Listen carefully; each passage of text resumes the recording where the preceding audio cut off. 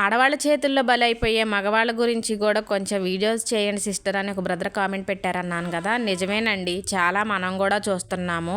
కొంతమంది ఆడవాళ్ళు ఉంటారు, పొద్దస్తమానం భర్త పనిచేసి వస్తే ప్రశాంతంగా ఉన్నయ్యరండి. భర్త ఇంటికి రాగానే భార్య ఏం చేయాలి, కొంచెం మంచినీళ్ళు ఇచ్చి టీయో కాఫీయో ఇచ్చి భర్త స్నానం చేసి వచ్చే లోపల వంట రెడీ చేసి వేడి అన్నం పెట్టేసి అన్నం తినేటప్పుడు 4 మంచి మాటలు మాట్లాడితే ఆ భర్తకి పొద్దాకా పని చేసి వచ్చిన ఆ భర్తకి ఎంత ప్రశాంతంగా అనిపించింది. అలా కదండి, ఒకరో ఇద్దరు మనం చూస్తూ ఉంటాము.